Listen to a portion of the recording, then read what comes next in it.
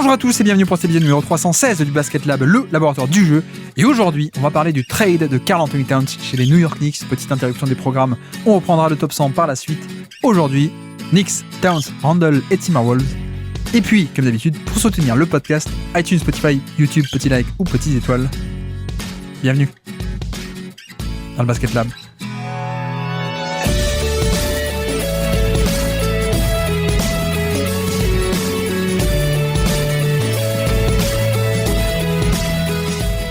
Le trade de Karl-Anthony Towns chez les New York Knicks. Alors, contre une contrepartie, Julius Randle et DiVincenzo vont de l'autre côté, mais principalement on est sur le trade du plus gros joueur qui est celui de Karl-Anthony Towns côté New York Knicks.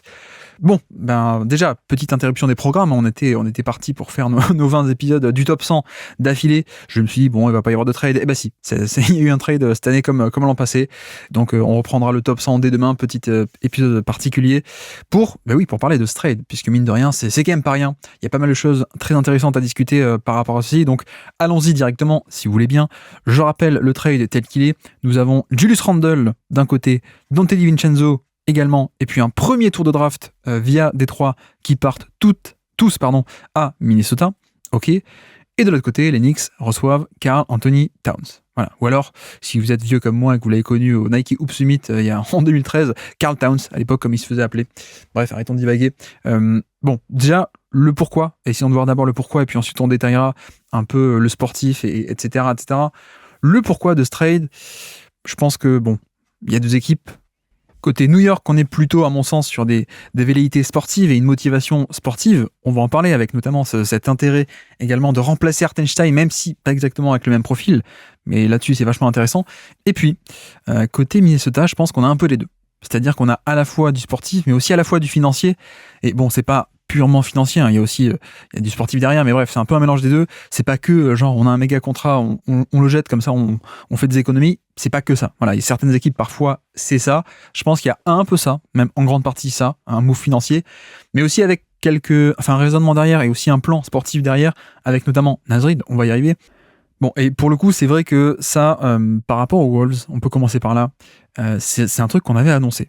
En tout cas sur le Basket Lab, si vous avez écouté le bilan 2024, on en avait parlé avec Rafa, qui est non seulement fan des Wolves, mais analyste généraliste, et on avait parlé du cas à la fois Naz Reid et Karl-Anthony Towns, et on décrivait un peu ça, on disait, je me souviens, on l'a dit littéralement, sans doute que le choix va se faire entre les deux dans les 6 prochains mois. Donc je m'attendais plutôt à une enchère d'ici le mois de février pour l'un ou l'autre. Je voyais pas lequel des deux ils allaient vraiment sacrifier, parce que l'un est forcément un peu meilleur, mais avec un plus gros contrat, ou alors l'autre qui était un peu moins star pour l'instant, mais avec un attrait sur le marché beaucoup plus grand, parce que le contrat était plus petit. Donc on savait pas trop, avec Rafa l'été dernier, on savait pas trop dans quelle direction ça allait partir et vers lequel ils allaient trancher. Mais ce qu'on avait dit et ce dont on pouvait être sûr, c'est que ça allait tomber. Ça allait tomber dans les 6 prochains mois, c'est fait. Donc pour le coup, pour une fois, on a eu raison. Et pourquoi est-ce qu'on dit ça? C'est que, d'une part, Naz Reid avait un contrat extrêmement intéressant. En termes de... clairement, il avait commencé à surperformer par rapport à son contrat. Malheureusement, pas en termes de minutage, parce que il y avait Gobert, il y avait Towns, donc il n'avait pas tant de place que ça. Mais pour moi, on va y arriver. C'est un profil extrêmement intéressant qui peut totalement être titulaire dans une équipe NBA. Donc, il y a ça, mais surtout, c'est un mec qui, je pense, aurait été convoité largement. Donc, soit, en fait, vu qu'il était quasiment en fin de contrat, il avait une player option, mais soit il aurait pu ne pas prendre son option et donc être free agent l'été prochain. Donc, soit tu le perdais pour rien, soit sinon, plutôt que le perdre pour rien, tu l'aurais échangé en février. Donc, il y avait ça d'un côté. Et de l'autre côté, on avait aussi Towns. Et donc, si tu voulais un peu prolonger Naz Reid, pour le garder, il fallait un peu sacrifier Towns parce qu'avec son énorme contrat de 50 millions l'année, je crois, autour de ça, c'était un peu lui qui pouvait être, qui pouvait apporter cette flexibilité. C'est-à-dire qu'en termes de salaire et de construction d'équipe, je vais pas vous faire, on va pas rentrer dans les détails au dollar près, ça c'est pas du tout intéressant ce genre de technicalité, je trouve, mais on avait un peu ce truc que dans la structure de l'équipe et du salary cap tel qu'il est, on a le contrat d'Edwards, on va pas le bouger, on a le contrat de Gobert, il pourra être renégocié l'été prochain. Bref, tout le monde avait été un peu prolongé. En gros, le seul fusible un peu qu'on pouvait faire sauter, parce que très très bon sportivement, mais peut-être pas indispensable comme un Edwards par exemple, et avec un gros contrat, le seul moyen de bouger un peu, c'était ça. c'était Towns. Donc, c'était un peu pour ça qu'on avait dit, franchement, on se dirige probablement vers le choix de l'un ou l'autre. Hein. Soit on échange Nasrid pour pas le perdre, soit on échange Towns et on se donne un peu d'air pour respirer, même si tu perds son aspect sportif. Et donc voilà, c'est ce qui a été fait. C'est enfin ce qui a été fait, enfin, très tôt d'ailleurs. Je pensais que ça pourrait un peu traîner. Et bon, pour moi, il y a aussi plusieurs aspects à ce trade, au-delà de cette motivation un peu financière et stratégique. Déjà, il y a le fait que Nasrid, à mon avis, a vraiment un top potentiel. Il faut se souvenir que Nasrid, c'est un mec qui n'avait pas été drafté parce que, bon, certaines imperfections de profil, il a énormément travaillé par rapport à son profil athlétique, notamment. C'était un peu un gros balourd un peu lent, hein, si on caricature à l'époque, mais il est devenu beaucoup plus athlétique, beaucoup plus vif, beaucoup plus coordonné aussi. Le travail de coordination était assez génial. Et donc, ce qui fait qu'on a eu quelqu'un qui a été viable défensivement, alors que c'était pas du tout le cas à ses débuts en NBA. Mais surtout, pourquoi je dis ça, c'est qu'il a été non drafté, mais il avait un passif de lycéen superstar. Vous le savez, hein, j'ai déjà répété 2-3 fois sur Basket Lab. Mais voilà, c'est un mec qui avait du ballon, un mec qui était grand et qui avait des skills. Et ce qu'on voit, c'est qu'on a de plus en plus la réalisation de ce potentiel offensif en termes de toucher de balle pour sa taille, en termes de skills et de dribble pour sa taille. C'est également un phénomène. Bref, moi, je pense qu'on a affaire à un mec qui, d'ailleurs, je l'avais tweeté 2 jours avant le trade, c'est un mec qui, on peut totalement lui donner une équipe, à mon sens. Et bon, c'est pas sûr, hein, il faudrait quand même le passer au révélateur, voir, mais je pense qu'il fait partie de ces mecs, de ces backups qui sont la Rolls-Royce des backups, le luxe, le grand luxe des backups, et qui en fait, tu pourrais totalement faire la transition et lui donner un poste de titulaire à 35 000 par match, avoir son équipe, ça pourrait passer. Donc déjà, moi je pense que la motivation de se séparer de Towns, certes, c'est une perte sportive, mais tu le fais aussi parce que tu as cet intérêt-là. Et à mon sens, il faut aussi le garder en tête, parce que vraiment, j'insiste, mais pour moi, c'est pas que un move financier. C'est pas 100% financier. C'est pas, je sais pas, on va prendre d'autres exemples, hein, mais je sais pas qui est-ce qu'on pourrait prendre d'ailleurs, mais voilà, James Harden à l'époque, Harden, c'est clairement un move financier. On n'a pas envie de payer la luxury tax, on le dégage, même alors que il y a pas vraiment une contrepartie qui est incroyable. Il y a pas d'urgence en plus de faire le trade. C'est vraiment non, on le dégage pour pas payer la taxe. Ok, il y a plein d'exemples comme ça qu'on pourrait citer. En général, quand vous voyez autour de la trade deadline ou l'été des trades qui n'ont pas de sens, où il y a pas vraiment de contrepartie, c'est financier. Voilà, c'est le proprio qui veut pas dépenser d'argent, donc on dit non, tu fais cet échange. Là, j'insiste, c'est pas que ça. Je pense pas. Je pense que derrière, il y a aussi cette vraie motivation sportive de, certes, on perd Karl Anthony Towns, mais c'est aussi pour avoir Nasrid. Et parce qu'on a Nasrid sous la main, et pour le faire un peu éclore, pour le coup, le faire éclore dans un plus grand rôle et un plus grand statut. Donc, en un sens, je sais pas si vous voyez, mais il y a un peu ce côté de, certes, on perd Towns, mais la perte est peut-être pas aussi sèche, peut-être pas aussi grande que ce que certains peuvent le penser, parce que nous, les Timberwolves, on sait qu'on a Nasrid, et on sait que probablement, on a confiance sur le fait que, oui, lui va pouvoir aussi prendre en ampleur et prendre un peu ce rôle-là. Donc je pense que déjà, il y a cette motivation sportive. C'est un mec qui, en plus, a un profil très, très équilibré finalement entre Gobert qui était 100% défense et de l'autre côté, Towns qui était 100% attaque. Je caricature beaucoup, hein, vous avez compris. Mais c'est vrai que lui présentait un peu ce profil un peu hybride entre les deux, de à la fois attaque, un peu spacing, enfin pas mal de spacing comparé à Gobert, mais surtout des qualités de dribbleur dans le périmètre, donc du jeu de périmètre pour un pivot qui peut faire des drives, qui peut passer depuis un peu loin, et surtout donc aussi une viabilité défensive. Et je pense que en fait il faut un peu tout mélanger. Clairement, à mon avis, il y a un peu cet effet de non seulement on fait des économies, mais en plus on pense que Nasrid peut éclore offensivement avec un plus gros volume, et en plus on présenterait également une équipe avec une viabilité défensive bien plus grande qu'avec Towns. Parce que je pense que, enfin je suis sûr, c'est pas je pense, mais Nasrid a montré des séquences défensives et des aptitudes défensives bien supérieures à celles de Towns, qui était un peu la limite défensive de cet effectif. Alors oui, il a bien défendu sur Jokic, ok. Mais je veux dire, c'était aussi une des limites de flexibilité et de schéma, flexibilité schématique, on peut dire, par rapport aux Wolves. C'est cet aspect, il pouvait pas switcher. Donc on a vu notamment la série contre les Mavericks après Denver, mais contre les Mavericks, tout part de là. On peut pas switcher, donc on est obligé de garder Gobert en drop, donc on se fait ouvrir le drop parce que le drop c'est impossible à gérer contre Doncic, etc.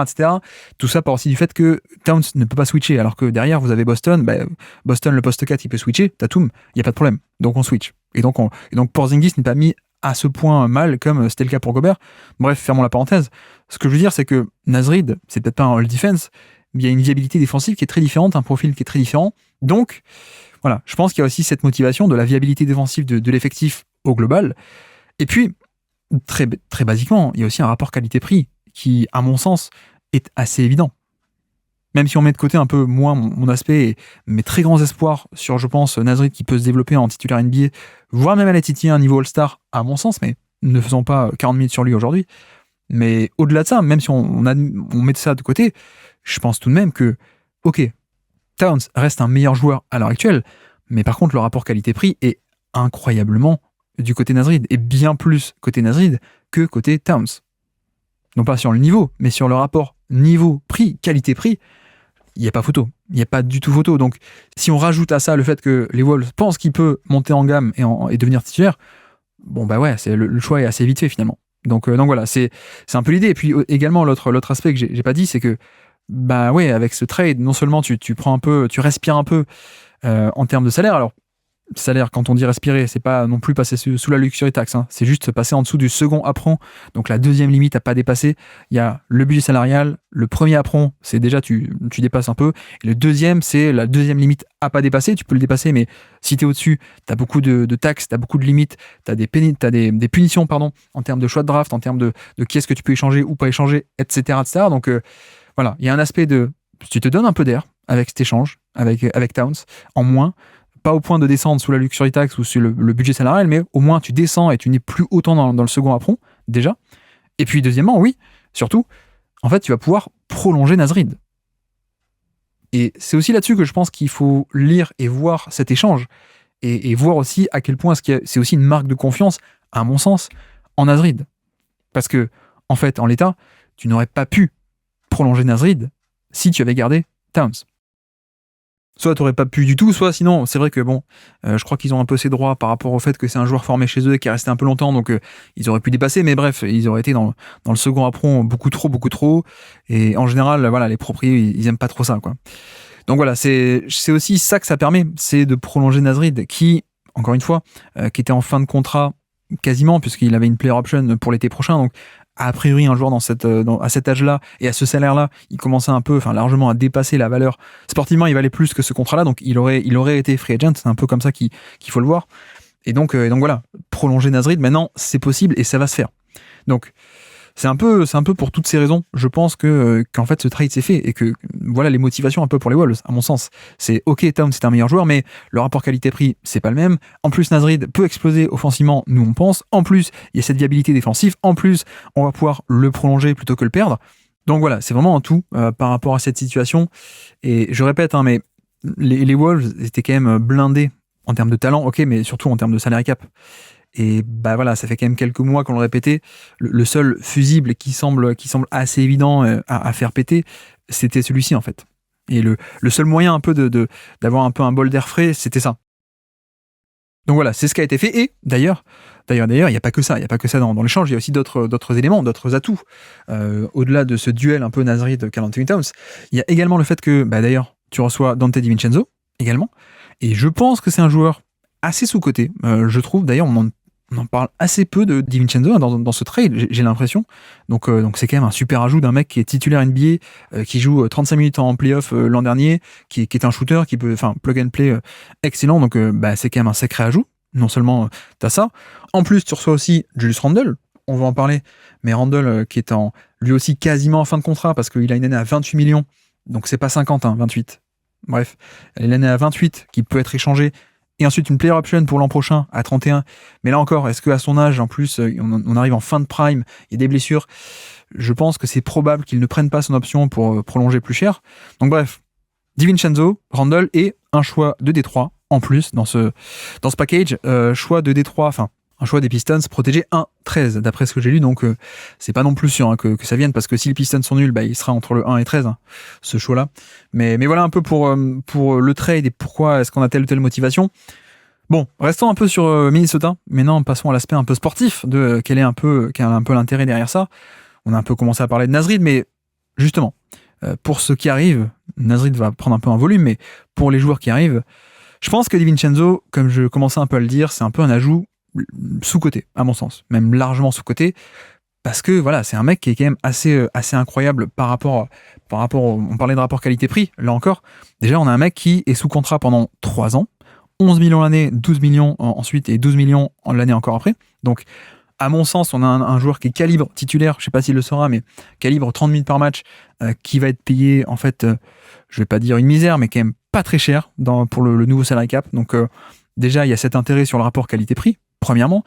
Et en plus, c'est vrai que sportivement, c'est un mec qui est fabuleux sportivement, parce que c'est un connecteur, comme on dit souvent. Donc connecteur, c'est pas le mec qui va créer le décalage, mais qui va l'amplifier. C'est pas le créateur du décalage en amont de l'action, au début de l'action. C'est pas lui qui va initier l'attaque, mais une fois que le décalage est créé, il peut le faire vivre, il peut l'amplifier, il peut le prolonger, donc c'est-à-dire avec du passing, avec du mouvement, du genre, il y a mon défenseur qui vient aider, je cut dans le dos et puis je fais l'extra passe, etc. Donc tout cet aspect de apporter du liant à l'attaque, cet aspect de connecting, c'est un des meilleurs de NBA, DiVincenzo. Donc ça, premièrement.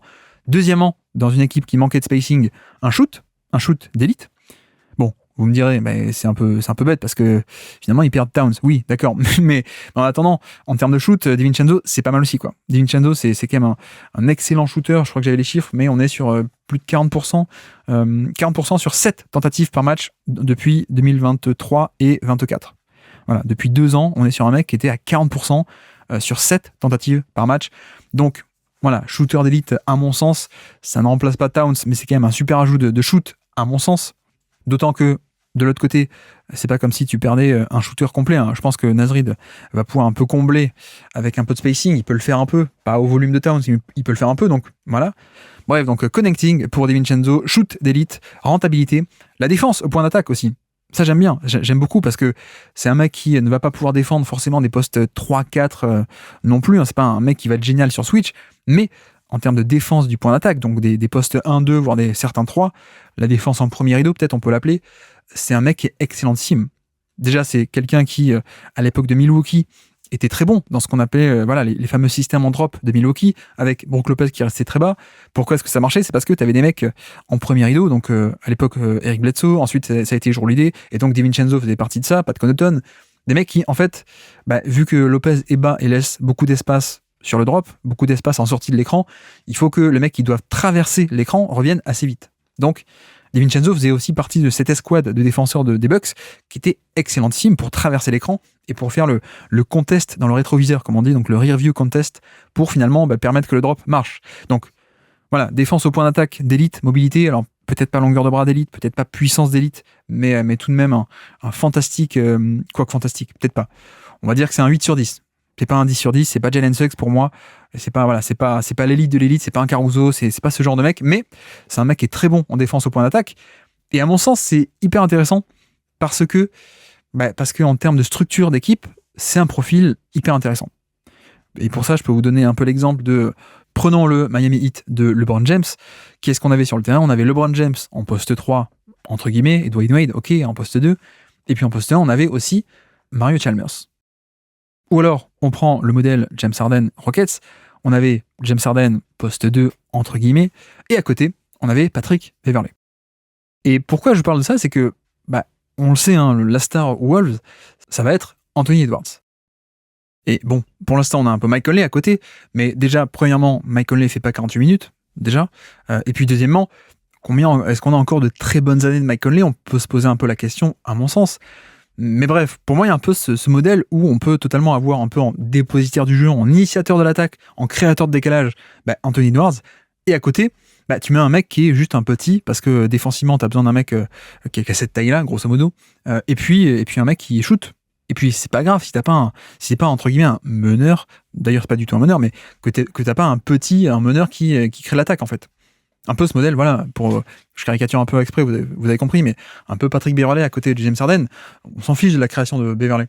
Donc, je pense qu'il y a un peu cet aspect-là aussi de, c'est tellement un bon défenseur au point d'attaque et en plus un excellent shooter à 3 points que, ok, on va pouvoir avoir des séquences un peu traditionnelles, Mike Conley à côté d'Edwards, ou alors Mike Conley tout seul, le piquer dans la Gobert, etc., etc. Et puis, il y a aussi cet aspect de, il peut s'insérer totalement à la rotation du back courte, en shooter à côté d'Edwards, entre guillemets, donc en meneur, en poste 1 si vous voulez, mais c'est pas lui le meneur, quoi, grosso modo.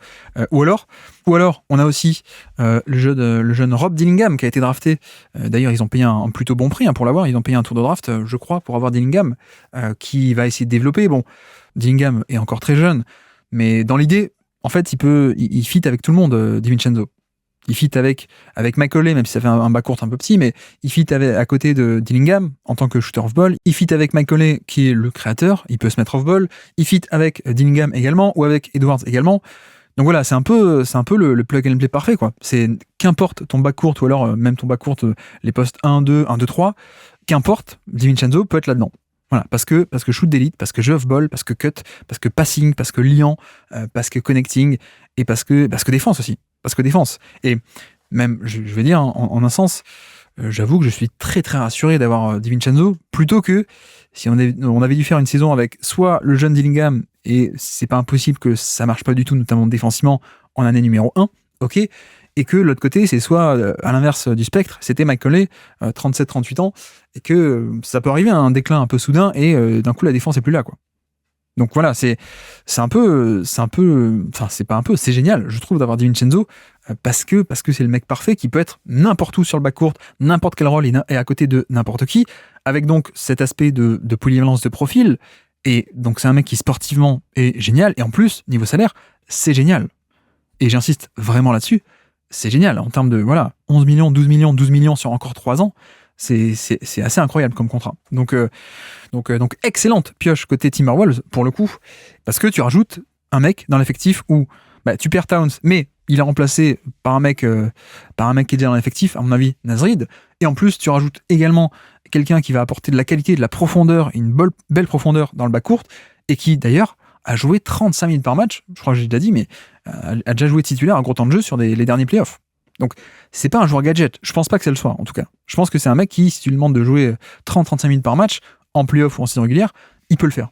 Donc, on a vraiment affaire à un mec qui est de ce calibre-là, qui pour moi est calibre top 100. D'ailleurs, il est dans notre top 100. Vous allez voir qu'il arrive très bientôt. Donc voilà un peu pour cet aspect-là. Et puis après, il y a la question de Julius Randle. Et je pense que c'est important de l'aborder et de détailler un peu qu'est-ce qu'il en est de Julius Randle. Moi, très clairement, je pense que le plan n'est pas du tout de le garder. Voilà, assez nettement, je pense que le plan, c'est pas du tout de remplacer Towns par Randle. D'ailleurs, de manière assez logique et assez triviale, je pense qu'on sera à peu près tous d'accord pour dire, quoique, je sais pas sûr, mais en tout cas, moi, ça me paraît assez trivial de dire que le fit est quand même moins bon avec Randle qu'avec Towns, ne serait-ce que pour la question du shoot et du spacing. Voilà, je pense que Randle a aussi d'autres qualités, mais on va dire que dans cette équipe des Wolves, qui avait déjà de la création, qui a déjà des joueurs établis, finalement, la création de Randle est moins importante, et en termes de fit, si on fait vraiment du 1 pour 1, oui, on est tous d'accord pour dire que Towns, ça fitait mieux, ça apportait de l'espace, du spacing que ne peut pas faire Randle. Ok. Mais c'est aussi pour ça que je pense que c'est pas un échange à avoir en 1 contre 1, et c'est aussi pour ça que j'ai commencé à parler de Naz Reid, parce que pour moi, le plan, c'est Naz Reid.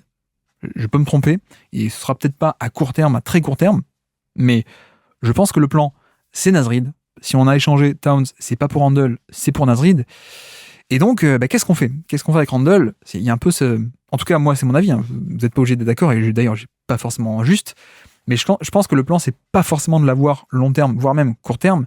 Et d'ailleurs, c'est un peu rigolo, parce que j'ai souvent fait le parallèle l'an dernier entre les deux équipes, entre les Wolves et les Knicks, et notamment parce qu'il y avait un peu ce point commun qu'étaient Randle et Towns. Et c'était rigolo parce que il y a un peu ce truc où c'est pas forcément le créateur majeur de l'équipe, mais les deux avaient un peu cet aspect de un peu de scoring, mais surtout un peu de création secondaire, un peu le poste 4 qui peut attaquer des mismatchs, à la fois Towns et Randle dans ces équipes des Wolves et des Knicks, plus un peu de passing, enfin bref, beaucoup de similarités, et j'ai fait le lien, le parallèle pas mal de fois l'an dernier, même si certains n'étaient pas d'accord, mais c'est marrant de voir qu'aujourd'hui ils sont échangés l'un contre l'autre. Mais c'est vrai que malgré tout, essayons un peu de voir les options. Premièrement, on peut le garder. Ok, mais même si on le garde, c'est pas pour du long terme, même pas pour du moyen terme, je pense. Ou alors on l'échange. Et quel est un peu l'avantage d'avoir Randle, c'est que, déjà, premièrement, le fait d'échanger Towns a permis de pourquoi pas mettre en avant Naz Reid, de le prolonger également, ça c'est une part hyper importante. D'avoir aussi DiVincenzo, on a bien développé à quel point c'est un joueur intéressant, notamment dans ce contexte-là. Donc ok, mais surtout, en fait, on a aussi échangé en un sens notre poste 4. On est passé d'un poste 4 qui était payé plus de 50 millions l'année, donc contrat assez volumineux et qui est pas top à échanger, pas facile en tout cas, à un mec qui aujourd'hui est à 28. Voilà, de Randle, pour refaire un peu le topo niveau contrat, Il est à 28 cette année et une player option pour l'an prochain. D'ailleurs, je crois qu'on l'a déjà dit. Mais donc techniquement, il pourrait être en fin de contrat l'été prochain s'il choisit de ne pas prendre son option. Mais surtout, on a parlé de salary cap, on a parlé du fait que les Wolves payent beaucoup de taxes. Ils sont même au-dessus du second apron. En tout cas, ils l'étaient. Voilà, on a cet aspect de finalement, ça donne de la flexibilité. Échanger le contrat de Randle, ça serait plus facile que l'énorme contrat de Towns. Et au pire, si tu n'arrives pas à l'échanger, de toute façon, c'est pas un contrat long terme. Et de toute façon, je pense également que on se dirige vers une fin de contrat l'an prochain. Alors, à moins que l'année soit catastrophique, qu'il soit blessé, qu'il soit pas bon, là, peut-être qu'il préférera garder l'option pour dire moi j'ai quand même mon salaire et je suis pas sûr de trouver mieux sur le marché. Mais a priori, un mec qui a son âge, qui a été drafté il y a plus de 10 ans maintenant, on va commencer à approcher des pires années, je sais pas, mais on n'est plus totalement dans son prime. Voilà, le cas classique en général, c'est je prends pas mon contrat, je prends pas ma dernière année pour re-signer pour un montant total plus grand. C'est un peu maintenant ou jamais. C'est pas à 35 ans qu'on va se mettre à signer pour 5 ans, 30 millions l'année. Non. Donc je pense que réalistiquement, c'est soit on le garde pour du court terme, soit on arrive à l'échanger, et c'est quand même plus facile à échanger ce contrat-là, soit sinon, au pire, on est sur une fin de contrat, ou au pire du pire du pire, c'est encore 2 ans. Mais bon, ça j'y crois pas trop au fait qu'il prenne son option. Et donc, détaillons un peu, soit on arrive à l'échanger d'ici le mois de février, et on peut l'échanger ces 28 millions contre un role player, un top role player, ou 2 d'ailleurs. Et là, je pense notamment, on peut parler de Dorian Finney-Smith. Voilà, un top ailier 3&D. Le 3, il faut le dire vite, en termes de... Ça shoot pas beaucoup en mouvement, mais c'est quand même viable, on l'a vu en playoff, donc ça pourrait aider largement des Wolves, si tu arrives à échanger du Finney-Smith contre du Randle en termes de contrat. D'ailleurs, je l'ai pas dit, mais tu peux aussi échanger Randle contre moins de salaire qui rentre, et ça permettrait de respirer un peu plus. Donc par exemple, tu échanges les 28 de Randle contre un mec ou un package qui est seulement à 25, seulement à 22, à 21. Voilà. Donc ça te laisse un peu de marge de manœuvre pour respirer. Donc Finney-Smith, je pense aussi à Cam Johnson qui va être pas mal convoité sur le marché. Cam Johnson, bon, les Wolves ont besoin de shoot. Donc là encore, un joueur qui est viable en playoff, assez viable défensivement et qui apporte ce shoot. En plus, ce serait rigolo parce que je sais pas si vous vous souvenez, Cam Johnson à la base c'est un choix, je crois, des Wolves, et c'est l'échange Jared Culver. L'échange de pick numéro 6, pick numéro 11, un truc comme ça. Enfin bref, il y a une histoire derrière. Je crois qu'à la base, les Wolves ont échangé le pick qu'a donné Cam Johnson pour avoir Jared Culver. Donc voilà. Mais je pense aussi à un mec comme Bruce Brown. Pourquoi pas Bruce Brown ? Je crois qu'il est autour des 20 millions pour l'an prochain. Il est en fin de contrat. Toronto va vouloir l'échanger désormais qu'il est en fin de contrat. Donc pourquoi pas imaginer ça ? Franchement, on peut avoir un scénario où on se sert du contrat de Randle. Bon, t'es sympa, mais on n'a pas trop besoin de toi. On t'échange contre des vrais atouts pour les playoffs. Finney-Smith, Cam Johnson, Bruce Brown, j'en oublie sans doute. Il y en aura sans doute qui vont devenir disponibles d'ici là. Ok. Soit sinon, on le garde pour 2025 et on l'utilise en fait finalement en créateur un peu secondaire. C'est-à-dire plus forcément star comme il a pu être à une époque, plus forcément le centre du projet. C'est pas ça le projet à mon sens, mais plutôt en termes de création secondaire, créateur secondaire. C'est-à-dire que la première équipe, tu auras toujours Edwards et Mike Conley, notamment, un peu pour l'identité de l'attaque principale. Et puis, derrière, un peu comme Onyx, d'ailleurs. Un peu comme Onyx, où il y avait d'abord Brunson et d'abord les pick and roll en principal. Et puis ensuite, Randle était ce créateur secondaire. Je pense qu'on peut imaginer aussi un peu la même chose côté Wolves cette année, avec peut-être encore un statut un peu moindre de ce qu'il a connu Onyx, parce que voilà, l'équipe est pas pareille non plus, et que peut-être on va lui donner un rôle encore plus réduit qu'il a pu avoir Onyx, où tout de même c'était le deuxième, mais quand même un deuxième star, on va dire. Donc j'ai pas de mal non plus à imaginer un scénario où on l'utilise pour ça. C'est pas parfait, mais c'est pas mal. C'est pas mal ce côté, on peut cibler, enfin, c'est un mec qui peut créer, et ça c'est bien, et c'est pas forcément quelque chose qu'on avait côté Wolves, donc c'est bien d'avoir ça, un mec qui peut créer un peu pour lui, mais qui peut surtout créer pour autrui, avec cet aspect de il va cibler des mismatchs au poste, et quand ça vient faire des prises à deux, il peut passer et donc créer du jeu, comme il a fait Onyx d'ailleurs. Donc on a cet aspect-là. Après, de là à dire qui sera titulaire, qui sera remplaçant, je sais pas trop. Moi, je pense que le plan, c'est d'avoir Naz Reid, mais peut-être aussi qu'on aura beaucoup de minutes pour Randle dès le début, ou au début, peut-être qu'on aura une rotation, enfin voilà, on aura peut-être une rotation à 3 pour 2025 avec Gobert, Naz Reid et Julius Randle. Voilà, c'est pas impossible non plus. Et à mon sens, l'intérêt, ce serait plutôt de l'utiliser avec la seconde unité, avec les remplaçants, parce qu'il apporte cette création de haut niveau pour des standards de remplaçants qui peut être très très utile. Et en plus, tu n'as pas une redondance de non-shooter, en fait. si tu ne le mets pas titulaire. Voilà, clairement, s'il joue avec les titulaires, c'est du spacing que t'as pas, et donc c'est pas viable, hein. C'est pas viable du tout. Gobert avec Randle, ok. Par contre, c'est vrai que si t'arrives pas à l'échanger de suite ou en février, tu peux le garder, mais dans un rôle un peu plus spécifique. Donc un peu plus réduit, et un peu plus créateur de la seconde unité, plutôt que avec les titulaires où il pénalise un peu trop le spacing. Et puis en plus, d'ailleurs, s'il est créateur de l'attaque, créateur un peu secondaire, s'il a la balle, il ne fait pas partie du spacing. Forcément. Et donc il peut être en tête de raquette, un peu comme Bam Adebayo, par exemple. Bam, il a la balle en tête de raquette ou à 3 points dans des 5 out, dans des systèmes en delay. Bon, vu qu'il a la balle dans le périmètre, il fait pas partie du spacing. Donc son manque de shooting n'est pas pénalisant, pardon. Donc c'est un peu pareil, c'est un peu l'idée aussi avec Randle. Quand tu l'utilises sur le parquet, il vaut mieux qu'il ait la balle. Comme ça, il n'est pas utilisé off-ball et il n'est pas utilisé en tant que non-shooter qui pénalise un peu l'espace. Donc voilà, je pense qu'on a ça parce que, en vérité, le fit n'est pas bon. Si on projette un peu le Randle star à haut volume des Knicks de certaines années aux Knicks, on le projette, on dit ça va être lui le poste titulaire à 35 minutes par match à la place de Towns. Non, je pense pas parce que je pense pas que ce soit le projet en termes de financier, en termes de structure d'équipe et de construction d'équipe. Et je pense pas que ce soit viable en fait. Déjà que les Wolves avaient des problèmes de spacing, je ne pense pas que ça soit faisable. Donc, à mon sens, c'est ça. C'est bon, on pourrait le garder si on n'arrive pas à l'échanger, mais d'abord, le plan serait peut-être de l'échanger, je pense. Soit en février, soit avant, même soit maintenant. Et en plus, avec ce truc de le joueur n'est pas si fabuleux que ça, mais il reste tout de même, à mon sens, intéressant. Et en plus, le contrat est pas mal. Parce que c'est probablement un contrat finissant. Donc forcément, pour un joueur, on va dire, imparfait, le fait que ce soit un contrat court et même possiblement juste une location pour quelques mois et que le mec devient free agent l'été prochain, tu peux un peu plus trouver des deals en fait.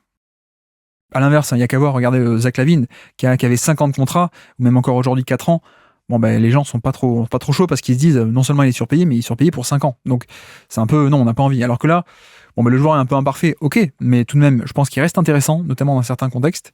Mais en plus, le fait qu'il ait un petit contrat, ça peut faciliter largement le fait qu'on arrive à trouver un preneur pour très bientôt. Et notamment, c'est vrai que moi, il y a une piste qui m'intéresse pas mal. Une piste assez intéressante, je trouve, ce serait Miami.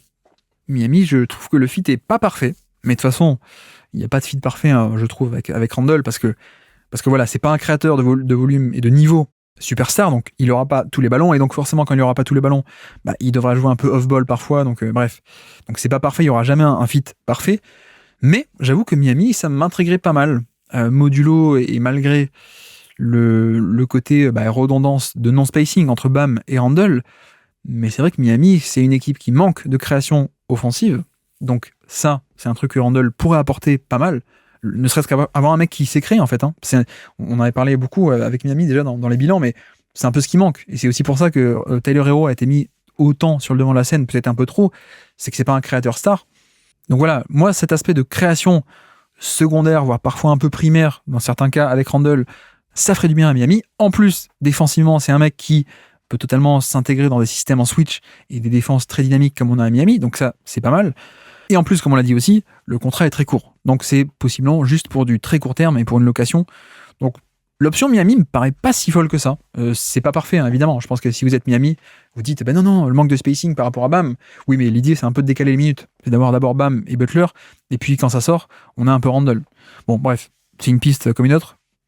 C'est pas parfait, mais ça peut s'envisager. Sinon, pourquoi pas... Alors attention, pourquoi pas un Détroit ? Apparemment, ils veulent être compétitifs, ils veulent gagner des matchs. Ils ont pris Tobias Harris, alors que le fit est pas forcément top. Bon, voilà, Détroit, je dis pas que c'est bien. Je dis pas du tout que c'est bien.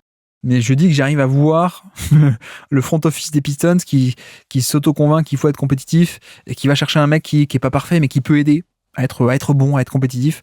Bon, en plus, ce serait pas étonnant parce que c'est encore un non-shooter, donc ça ferait, on le rajouterait à ce pauvre Kate Cunningham qui n'a toujours pas de spacing. Bon, je sais pas, il y a des pistes comme ça, on va pas toutes les faire, mais sinon, il y a de l'autre côté l'option un peu, le balancer dans une mauvaise équipe, mais en y attachant un asset ou deux. D'ailleurs, pourquoi pas ce pic des Pistons, pour le coup. Mais donc, c'est Randle plus un asset, un choix de draft futur ou celui des Pistons, ou un jeune éventuellement. On attache tout ça et on le donne soit à Chicago, soit à Washington, soit Utah, soit Charlotte, voilà, ce genre de destination, possiblement, qui accepterait d'encaisser le contrat de Randle juste pour avoir un asset en retour. Donc, Ça reste aussi une possibilité de juste un salary dump en cours d'année si les Wolves y arrivent, parce que ça ferait un peu respirer. On l'a déjà dit, ils sont quand même assez blindés, donc il y a besoin un peu de respirer, de flexibilité pour pas payer trop de taxes, parce que c'est un peu le truc avec ces équipes dans le second apron ou pas loin, ou qui vont y aller parce qu'ils vont prolonger un tel ou un tel, c'est que il y a des taxes. Et d'ailleurs, petite parenthèse, c'est un peu dommage tout de même. C'est toujours très dommage quand on voit que le nouveau CBA force en fait et empêche certaines équipes d'avoir une certaine continuité. Parce que je rappelle que le nouveau CBA, c'est là que donc depuis un an sont apparues ces notions de premier apron et second apron, donc des limites de plus en plus punitives qu'on n'avait pas du tout avant. Et donc, notamment ce qu'on avait avant, on l'avait bien expliqué avec Antoine Tartrou, dès que le nouveau CBA avait été sorti, on avait expliqué de suite, on a fait un podcast pour expliquer qu'est-ce qu'il en était. On avait aussi des Golden State ou des Clippers qui à l'époque dépassaient le salary cap allègrement et payaient plein de taxes et même d'immenses taxes, mais avec ce truc de c'est pas grave, tant pis, on paye, mais on se permet de dépasser beaucoup le salary cap. Et ça, c'est vrai que le nouveau CBA est passé par là, et disons que les proprios, c'est pas des gens qui aiment beaucoup dépenser, paradoxalement, en tout cas, enfin paradoxalement ou pas, ça vous pensez ce que vous voulez, mais en tout cas de facto, on a des proprios qui aiment pas trop dépenser. Il y en a deux, Warriors et Clippers, qui dépensaient énormément. Ça a un peu embêté les autres. Ils ont fait cet accord collectif de non, on met des limites et comme ça on n'a pas le droit de faire comme faisaient les Warriors ou les Clippers, de dire c'est pas grave, on dépasse de 50, 60, 70 millions le cap et puis tant pis. Non, le nouveau CBA avec ces fameux aprons, maintenant c'est trop punitif. Et donc tu ne peux pas être un nombre d'années consécutifs au-dessus de la limite, la deuxième limite, parce que sinon on te retire tes choix de draft, on t'enlève, tu peux pas échanger certains joueurs ensemble dans un trade, etc., etc. Et c'est vrai que c'est dommage. C'est dommage parce que ce nouveau CBA, en fait, il force un peu ce genre de décision. Il force des Wolves à échanger Towns et pas à continuer en disant on garde Towns et on dépasse le cap en prolongeant Naz Reid et en prolongeant Nickel Alexander-Walker. Ça, tu peux pas. Tu peux pas et c'est dommage. Ça force aussi, pourquoi pas, les Pelicans à ne pas donner un méga contrat à Ingram. Ça force, enfin bref, il y a plein d'exemples qu'on pourrait trouver comme ça, mais voilà, je sais pas trop quoi penser de notre ami CJ McCollum, qui est à la tête du syndicat et qui a accepté ce deal. Bon, c'est quand même un CBA qui est largement en faveur des propriétaires et surtout des propriétaires un peu radins. Disons-le. Mais bref, fin de la parenthèse là-dessus, c'est un peu dommage, mais tant qu'on est là-dessus et qu'on finit, après on passe à la partie Knicks, mais tant qu'on est là-dessus, également juste pour préciser, Naz Reid est à 14 millions cette année et une player option à 15 millions l'an prochain, mais comme dit, il va sans doute la refuser parce qu'il joue beaucoup mieux qu'un joueur à 15 millions l'année, surtout d'ailleurs s'il devient titulaire, ou même pas titulaire, mais s'il devient un joueur à 28-29 minutes par match qui sort du banc, je pense qu'il va vouloir beaucoup plus, donc c'est maintenant, il va faire un opt-out à mon sens et aller prolonger. Je serais assez curieux de savoir la somme. Et d'ailleurs, je serais assez curieux de voir quel peut être le timing aussi de la prolongation. Est-ce qu'on attend totalement l'année pour le prolonger, mais ça peut être à très haut prix parce qu'il a explosé? Est-ce qu'ils vont pouvoir un peu le prolonger avant? Je ne sais pas. Sachant aussi que notre ami Rudy Gobert, il y a aussi une question de timing par rapport à lui, puisque lui également a une player option pour l'an prochain. Donc, il y a aussi cette idée qui était un peu dans les cartons de soit on garde Randle et on restructure le contrat de Gobert, soit on arrive à faire partir Randle, et je pense que c'est ce qui va se passer, et on peut prolonger Naz Reid, mais ce que je veux dire aussi, c'est qu'on a aussi Gobert qui arrive un peu dans la même situation de une dernière année en 2025, plus une player option pour 2026. C'est pas impossible non plus que on a un peu une refonte du secteur intérieur avec free agent l'été prochain, Naz Reid et Gobert qui, grosso modo, il est à 46 millions pour l'an prochain, il prendrait un peu moins d'un point de vue annuel, mais on lui proposerait un contrat beaucoup plus long. Donc pas seulement 1 an à 46 millions pour 2026, mais on te donne, 35, 30 sur encore 3-4 ans. Voilà, c'est ce genre de move auquel on pourrait s'attendre, de restructurer un peu le contrat. Surtout aussi que, autre élément important de l'équipe, c'est Nickel Alexander-Walker qui pourrait de nouveau prolonger, vu que les Wolves pourraient avoir plus d'espace, alors que avant ça, on l'avait dit dans les bilans 2024 cet été, c'était pas possible. Donc voilà un peu le mélange de intérêt sportif et intérêt financier côté Timberwolves. J'ai hâte de voir et je pense qu'il faudra suivre. C'est pas impossible qu'on garde un peu Randle pour un rôle un peu différent, mais c'est pas impossible non plus, à mon sens, qu'on arrive à l'échanger. Et je pense que vu son contrat, il y a moyen de faire un all-in si les Wolves sont prêts à mettre un tour de draft ou deux, ou un jeune potentiellement dans l'équation. Il y a moyen, à mon sens, avec le contrat de Randle, d'aller chercher des top role players 3&D qui peuvent t'aider très concrètement à gagner le titre dès l'an prochain ou l'année d'après. Donc voilà, situation à suivre côté Timberwolves.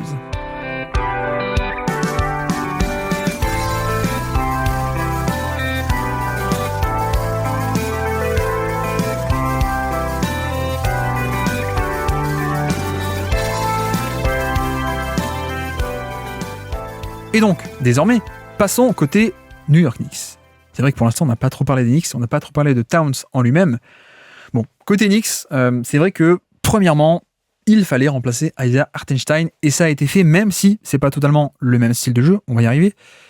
Mais il fallait aussi, en un sens, je pense, tourner un peu la page Julius Randle, justement, parce que fin de contrat, parce qu'il allait sans doute demander une prolongation juteuse, puisque c'était quand même un mec qui avait un certain statut chez les Knicks.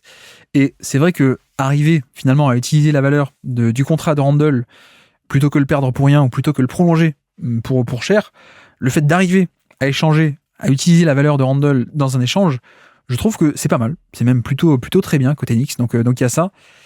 Ensuite, petit point aussi, le duel entre DiVincenzo et Josh Hart. Je pense que moi, j'aurais préféré garder DiVincenzo. J'ai un peu développé son profil, le côté shooter, le côté connecteur, le côté défense au point d'attaque, etc. etc. Je pense que personnellement, j'aurais plutôt échangé Josh Hart. Mais pas dans l'absolu, je pense pas que... Enfin, j'en sais rien de qui est un meilleur joueur, mais je pense que dans le contexte des Knicks, ça m'aurait moins dérangé de garder DiVincenzo que Josh Hart, parce que... Enfin, en tout cas, pardon, ça m'aurait moins dérangé de me séparer de Josh Hart, pour un aspect un peu de redondance de profil. En un sens, il y a un peu plus redondance de profil avec Josh Hart par rapport à ce qu'il y a dans l'effectif, donc OG Anunoby et Mikal Bridges. Il y a un peu plus redondance de profil par rapport à ça que DiVincenzo, qui était le petit shooter de poche, petit shooter connecteur. Voilà, c'est vrai que en ce sens-là, j'aurais un peu plus accepté de me séparer moi de Josh Hart, parce que je me dis, tout ce qui est un peu le dépassement de fonction, défendre gros alors qu'on est petit, le rebond, la défense semi-intérieure, etc., etc. Donc tout ce que fait Josh Hart de bien, j'ai quand même Anunoby pour le faire. Et même un peu Mikal Bridges désormais. Donc voilà, il y a cet aspect où j'aurais plus facilement sans doute échangé Josh Hart que DiVincenzo. En même temps, c'est peut-être aussi pour ça que les Wolves ont voulu DiVincenzo, pour le coup, c'est que il est peut-être plus intéressant de par son shoot, notamment DiVincenzo. Donc peut-être aussi que c'est juste les Wolves qui ont gagné à la table des négociations et que ils ont réussi à avoir le meilleur joueur des deux. Et puis deuxièmement, on a un autre élément qui est sorti depuis le trade, qui est que apparemment DiVincenzo était un peu mécontent, et donc toute cette histoire de les Villanova Wildcats des Knicks, les Nova Knicks comme on dit, donc la réunion de tous les mecs qui faisaient partie de cette équipe de fac, DiVincenzo, Josh Hart, Mikal Bridges, Jalen Brunson, Omari Spellman, non je rigole, Spellman il est pas là, mais mais sur cet aspect apparemment on a fait des caisses, et je pense que c'est vrai pour Brunson et pour Josh Hart. Apparemment c'était pas le cas pour DiVincenzo. Alors pour des raisons qu'on ne connaît pas, mais en tout cas on a eu cette rumeur qu'il n'était pas si content que ça. Je pense que ça a peut-être aussi à voir avec le fait que dans les faits son rôle allait diminuer. Il était un élément important de l'effectif. Quand il y a Mikal Bridges qui arrive, a priori il va prendre un peu des minutes et le poste de titulaire à l'extérieur, ça aurait sans doute fait que DiVincenzo aurait été un peu plus poussé vers le bas de la rotation, alors qu'il venait de re-émerger depuis cette année. Il était, faut se souvenir, joueur de banc aux Bucks, joueur de banc, enfin même pas trop joué aux Kings, joueur de banc sympa, mais joueur de banc aux Warriors en 2023, et enfin au Knicks il avait un rôle de titulaire. Alors que là, Mikal Bridges arrive, a priori il aurait pris un peu des minutes et un statut, donc peut-être que c'est un peu pour ça. Je pense que DiVincenzo était mécontent, ou ça lui aurait pas dérangé complètement d'être échangé, donc voilà aussi par rapport au côté DiVincenzo contre Josh Hart.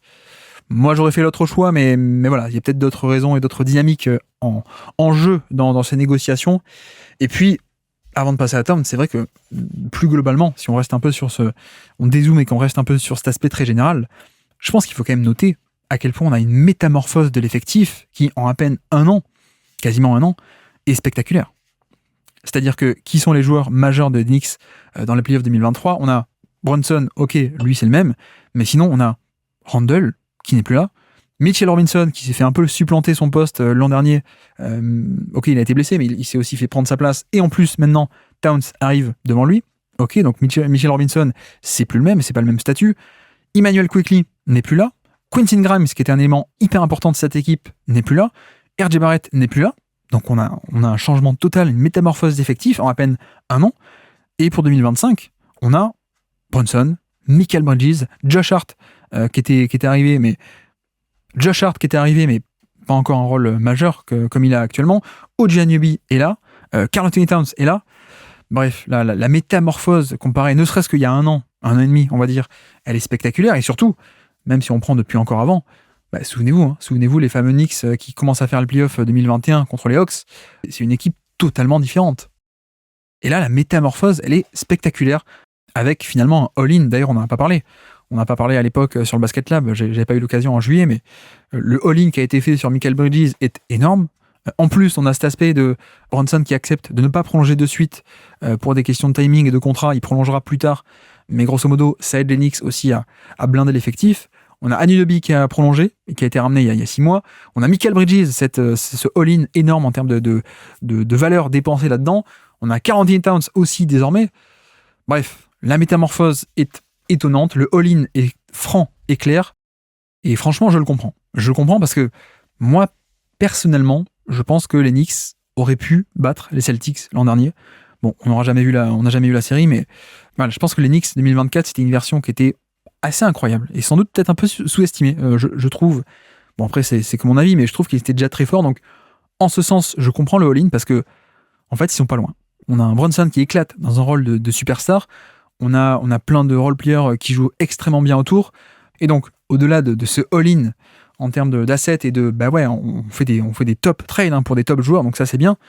Il y a aussi l'aspect, je pense qu'il faut quand même féliciter le front office des Knicks pour l'aspect de, alors pardon, mais mine de rien, ils sont quand même arrivés à échanger et avoir une bonne valeur positive pour les contrats de R.J. Barrett et Julius Randle. Et ça, vous allez me trouver méchant, mais ça, c'était pas gagné d'avance. C'était clairement pas gagné d'avance le fait que on a ces deux joueurs largement imparfaits parce que ça mobilise beaucoup de ballons, mais peut-être pas avec des résultats totalement satisfaisants. Alors, Randle un peu plus que Barrett, on est d'accord. Mais je veux dire, c'était quand même pas gagné d'avance d'avoir à ce point de bons retours en échangeant Randle et Barrett. Moi, je dois dire, j'étais peut-être un peu pessimiste, sans doute, mais j'étais même pas sûr qu'ils arriveraient à les échanger ou à les échanger contre des trucs intéressants. Je pensais que c'était un peu, quand même, R.J. Barrett, c'est pas mal, et il y a quand même beaucoup de compromis, il va falloir l'échanger, mais ça va peut-être te coûter un peu de l'échanger, parce qu'il faut t'en débarrasser, donc tu vas un peu payer pour qu'une équipe le prenne. Randle, sans doute un peu la même chose, mais bon, c'est un prix à payer pour que tu les retires un peu de l'effectif, et que tu puisses un peu permettre un autre jeu, qui n'est pas un jeu de pull-up inefficace, qui n'est pas un jeu d'isolation un peu inefficace. Voilà, je pensais que c'était un peu le modèle, et pour le coup, je dois dire que le front office, le fait qu'ils arrivent à échanger R.J. Barrett, et pour avoir une valeur à ce point positif, donc OG Anunoby, et puis de l'autre côté, qu'on arrive à échanger Julius Randle et qu'on arrive à obtenir une aussi bonne valeur, donc Karl Anthony Towns, franchement, je suis assez étonné. Assez étonné et très agréablement surpris. Bon, après, c'est pas que eux, on est d'accord. C'est-à-dire que pour Barrett, ce qui est bien aidé, c'est que les Knicks ont pu mettre aussi dans la balance 2-3 petits jeunes, notamment Quickley. Je pense que c'est aussi ce qui a bien aidé parce que l'intérêt de Quickley, c'était tout petit contrat, lui, pas du tout prolongé, donc tout petit contrat et valeur sportive très intéressante, donc ça a permis de faire ces échanges. Et puis de l'autre côté, il y a aussi une certaine notion de timing et de chance ou d'aléatoire on s'en sort bien parce que Minnesota a également certaines obligations financières, donc je dirais pas qu'ils avaient le couteau sous la gorge, mais peut-être que ça a aidé le fait que les Wolves étaient un peu obligés, en un sens un peu, de faire ce trade. Et donc bref, quoi qu'il en soit, je trouve que le travail de ce front office, il a été assez admirable en ce sens. Et donc, ensuite, passons aux sportifs, et donc l'ajout de Karl Anthony Towns. Bon, déjà, ce qu'il faut dire, c'est que sportivement, il fallait remplacer Isaiah Hartenstein, mais, puisqu'il y a un mais, je pense que c'était impossible de trouver exactement pareil. C'est-à-dire que, pour moi, Hartenstein était devenu titulaire, mais pas que parce que le titulaire Robinson était blessé. On a vraiment eu l'émergence d'un pivot, je pense qu'on peut le dire, d'élite en NBA. Alors, élite, ça dépend, on n'est pas top 2, on n'est pas top 2 NBA, mais largement au-dessus de la moyenne NBA, parce qu'on avait, il n'y a pas le shoot, mais à part ça, on avait un peu tout le reste. Alors, pas de shoot et pas de création pour lui-même. Pas un gros scoring, pas un gros volume de scoring, mais on avait du passing de haut niveau, déjà, premièrement. Au niveau du pick and roll aussi, pas que le passing, mais aussi la pose d'écran et l'intelligence dans la pose d'écran.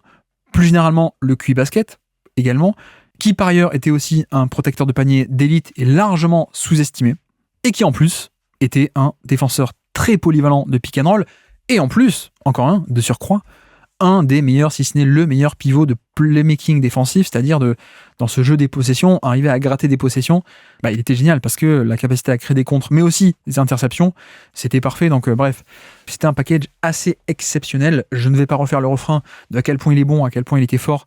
Je l'ai déjà fait assez souvent cet été, notamment si ça vous intéresse. J'en ai parlé beaucoup, j'ai beaucoup détaillé dans le podcast sur OKC.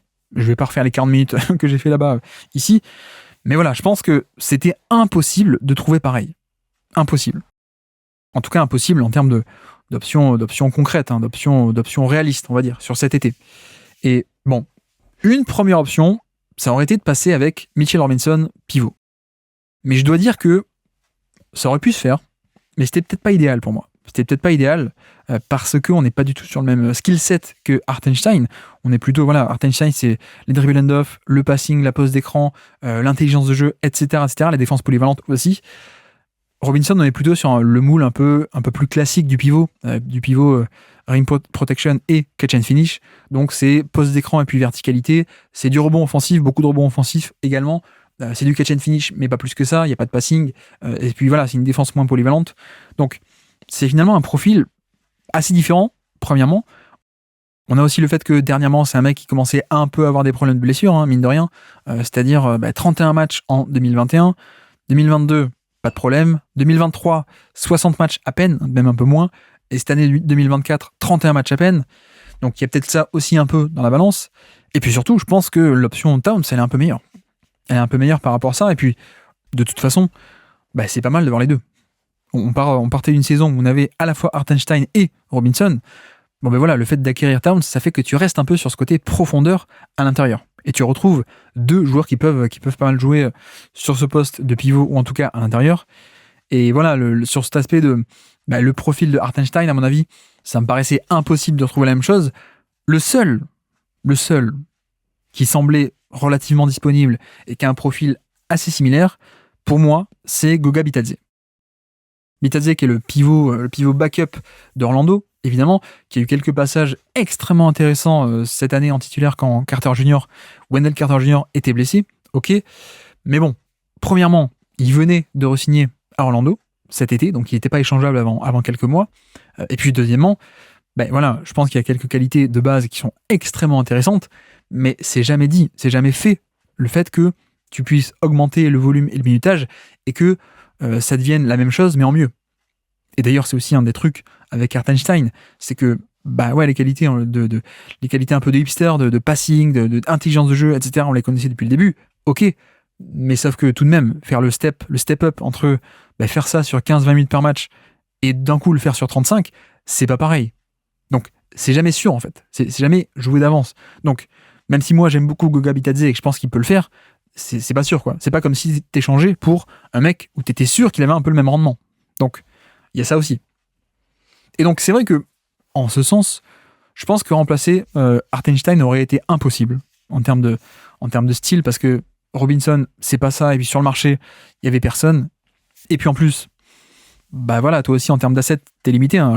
Comme dit, je pense que t'as réussi à faire le trade pour Towns parce que les Wolves avaient aussi une certaine urgence ou une certaine obligation, donc ça s'est fait comme ça.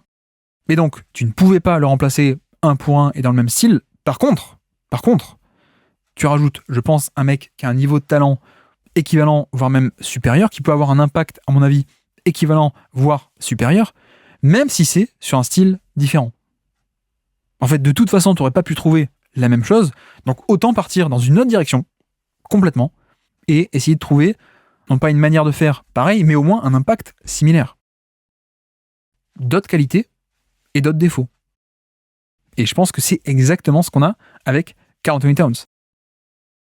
Évidemment, premièrement, le spacing. Spacing d'élite, ça, j'ai même pas besoin de trop le développer. Si ce n'est d'ailleurs qu'on a parlé dernièrement là, dans le top 100 et dans les bilans aussi, je crois.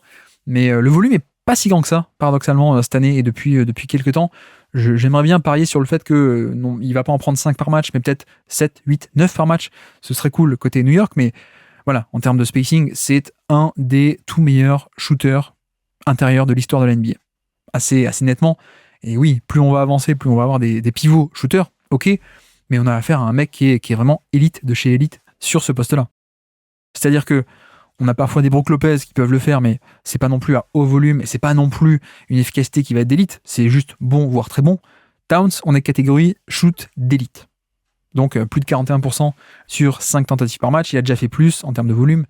Bref, c'est vraiment catégorie numéro 1 en termes de shoot chez les intérieurs. Donc ça, évidemment, c'est bien. Et ça va permettre de briller à la fois pour l'attaque en général, hein, quand il est juste, il participe au spacing of ball, mais en particulier aussi, ça va permettre d'optimiser le spacing pour les pick and roll de Jalen Brunson. Donc c'est aussi en ça que l'ajout est évidemment intéressant. Donc, concrètement, continuons à dérouler les atouts, les avantages de Towns au Knicks, on a premièrement cette option de pick and pop. Et ça, c'est vrai que c'est un truc qu'on n'avait pas. On n'avait pas du tout côté Knicks, et dans ce pick and roll de Brunson, il n'y avait pas ce joueur capable d'offrir un pick and pop de haut niveau depuis le poste intérieur, évidemment. Je ne parle pas de pick and roll entre petits avec un DiVincenzo qui fera un pick and pop à 3 points, ok, mais chez les intérieurs, cette option de pick and pop n'était pas disponible. Elle l'est désormais grâce à Towns. Et pour le coup, c'est vrai que à l'inverse, c'est pas un mec qui va avoir beaucoup de verticalité au panier, c'est pas une menace de alley-oop, c'est même pas forcément le même type de poseur d'écran que Hartenstein qui va poser des écrans très très durs qui permettent de créer le décalage à l'origine, ou alors de poser ce qu'on appelle les fameux Gortat screen, le deuxième écran, la deuxième lame proche du panier après le premier écran. Ça, il a pas. Il a pas non plus cette verticalité pour plonger dans le dos du défenseur et représenter une menace de alley-oop dans le dos du défenseur. Donc ça, il n'y a pas. Mais il y a ce shoot d'élite. Et en un sens, il faut se rendre compte que contre le drop, contre une défense en drop, c'est, à mon sens, une menace équivalente, le pick and pop ou le alley-oop. C'est-à-dire, très basiquement, qu'est-ce que le drop ? C'est quand le défenseur reste très très bas par rapport au niveau de l'écran pour un peu fermer l'accès au panier. Bon, mais dans ces cas-là, il y a deux options. Ces deux options, c'est soit le alley-oop, et donc tu forces le défenseur en drop à reculer encore plus parce qu'il y a la menace dans le dos et donc ça libère l'espace devant lui pour Brunson pour qu'il avance. Donc là, notamment, pensez à Luka Doncic contre les Wolves, voilà, avec Lively et Gafford qui plongeaient dans le dos de Gobert et donc Gobert reculait parce qu'il y avait cette option de passe pour eux et cette option de dunk facile et donc ça libérait de l'espace devant, vu que Gobert reculait, ça libérait de l'espace pour Doncic qui pouvait aller dans la raquette. Ok.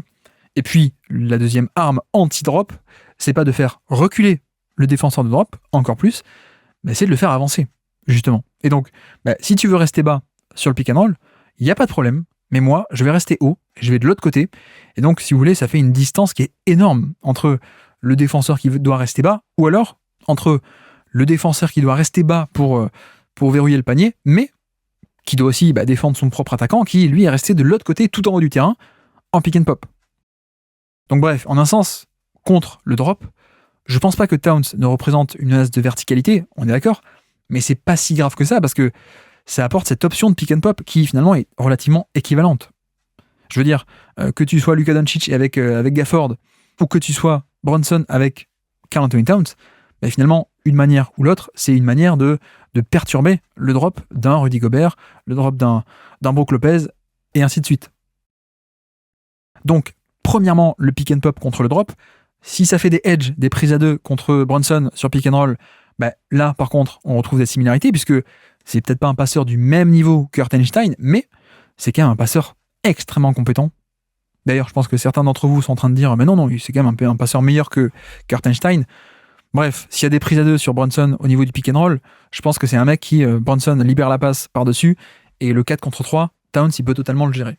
Voilà, le côté passing en mouvement, c'est pas autant son fort que les passes un peu flashy depuis des positions statiques, mais il peut. Donc, contre le drop, on peut. Contre le edge, on peut avec ce passing que Towns possède.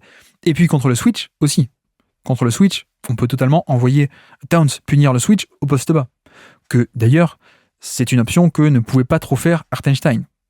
Il pouvait pas tant que ça aller au poste bas, créer son tir contre un plus petit qui switchait sur lui. Donc voilà, c'est un peu la panoplie. Et en ce sens que Towns vient un peu compléter assez bien le pick and roll avec Brunson, j'ai assez hâte de voir ça parce que ça fait pas mal de choses. Hein. Donc bref, on a dit le spacing de manière générale, en particulier ce pick and pop, ce côté diversité de menaces sur le pick and roll en général et contre tout type de couverture défensive. Et puis, un peu pour préciser sur le spacing, il n'y a pas que le pick and pop, il y a aussi l'option tactique de pouvoir éloigner le protecteur de panier adverse. Et ça devient un thème de plus en plus récurrent en NBA et de plus en plus important en NBA, c'est le fait d'arriver à éloigner le pivot, le protecteur de panier adverse du panier. C'est-à-dire que Towns c'est une telle menace au shoot que s'il a un pivot sur lui et qu'on le place non pas dans le corner mais sur l'aile ou à 3 points tout en haut, above the break comme ils disent, finalement son pivot est un peu obligé de rester accroché. Ou alors il vient aider quand même au panier, mais ça fait une passe facile et un tir grand ouvert pour Towns. Donc ça c'est aussi l'atout et l'intérêt d'avoir un pivot qui shoot, c'est ça. C'est cet aspect de valeur décuplée, démultipliée, parce que si tu es défendu par un pivot, tu peux l'éloigner du panier si tu as un bon shoot. Ou alors tu peux le punir si tu abandonnes quand même. Donc ça c'est hyper important. Et puis surtout, vous allez dire, c'est pas obligé qu'il ait un pivot sur lui. Un peu quand même. Un peu. Et justement, c'est aussi ça tout l'intérêt, je pense, et tout le profil d'un Towns en pivot. Et l'intérêt qu'il joue chez ces Knicks-là, c'est que on va pouvoir totalement débloquer cet aspect de spacing parce que il va être poste 5. Mais à la limite, vous allez dire pourquoi est-ce qu'il est obligé d'être poste 5 pourquoi est-ce que l'adversaire va mettre son poste 5 face à lui? Pourquoi est-ce que on met pas juste un petit et puis comme ça permet de garder le protecteur de panier ailleurs?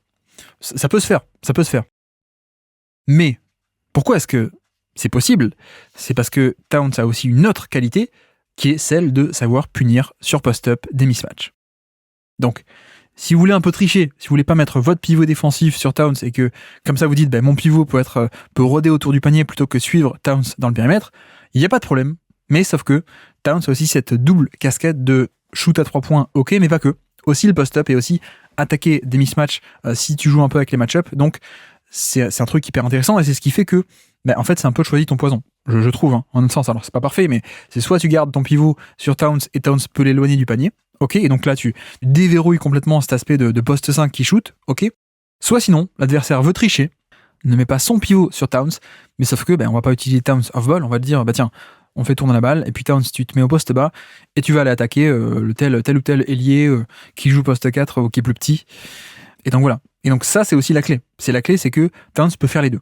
À la fois le spacing off-ball, mais aussi le côté punir les mismatchs au poste bas, ou alors même punir des mismatchs sur isolation. Loin du panier. Ça, il peut le faire aussi. Donc, c'est à mon sens ce qui va permettre ce jeu et cet atout tactique du spacing et d'éloigner le pivot adverse, c'est que la menace de son post-up va sans doute faire que certains pivots vont être sur lui. Donc ça, c'est hyper intéressant. Et puis, d'ailleurs, vu qu'on est un peu là-dessus, pas forcément que punir des mismatchs, mais c'est aussi un très bon créateur secondaire. Donc, je pense que l'attaque principalement ce sort du pick and roll de Brunson, on est d'accord. Mais il y aura aussi d'autres séquences où tu peux juste aussi initier l'attaque de par un post-up de Towns. Comme on a déjà vu à Minnesota et comme on voyait aussi pas mal côté Knicks avec Randle. Voilà, je pense qu'il y a aussi cet aspect-là de juste, ça peut être un initiateur d'attaque secondaire, pas génial, pas principal, mais secondaire. Et avec en plus d'ailleurs, c'est un peu cette différence que Randle pouvait le faire, mais il n'avait pas le scoring. En tout cas, plutôt, Randle pouvait aller au poste bas, mais t'aimais pas qu'il prenne le tir en fait. Tu voulais qu'il aille au poste bas pour attirer des prises à deux parce que son propre scoring n'était pas si bon que ça sur isolation, sur post-up, pas si intéressant que ça, alors que Towns, c'est tout de même meilleur. Et puis après, il y a une autre question. C'est quid des schémas défensifs avec Towns au poste 5? Puisqu'on a dit, tout l'intérêt d'avoir Towns, c'est de mettre 4 extérieurs autour de lui pour que lui joue pivot et donc débloque un peu ce côté spacing absolu et un vrai spacing d'élite, ok? Mais quid de la défense? Et c'est vrai que de l'autre côté, je m'attends pas vraiment à ce qu'il joue pivot défensivement, en fait. Et je pense qu'on va plutôt être dans des schémas un peu à la Thibodeau, hyper agressifs, hyper dynamiques, voire même pas mal de switch éventuellement. À mon sens, le jeu des match-ups va aussi peut-être se faire de ce côté-là, avec un aspect où les pivots, je pense, seront peut-être forcés de défendre sur Towns, on l'a dit, parce que sinon, si tu mets un petit, il peut le punir en poste bas. Mais de l'autre côté, je pense que ça va pas mal jouer avec les match-ups et que Towns défendra pas forcément tout le temps le pivot adverse. Déjà parce que t'as pas envie, parce qu'en tant que pivot défensif, c'est pas top, mais aussi, et surtout, tu pourras te permettre ce luxe-là, mais aussi, tu pourras t'offrir ce luxe-là. Pourquoi ? Parce que tu possèdes des mecs comme Anunoby, Mikal Bridges et même Josh Hart. Et donc, en un sens, ce sont des mecs qui sont capables, et notamment Anunoby, capable, je pense, de tenir, alors pas des Jokic et pas des Embiid, mais capable de tenir certains, et même la majorité des pivots, un peu en termes de puissance, en termes de match-up direct, on va dire, et donc en fait, de totalement annihiler la menace du pick and roll, et de pas forcer, de pas être obligé de forcer Towns à défendre en drop, à défendre en edge, etc. etc.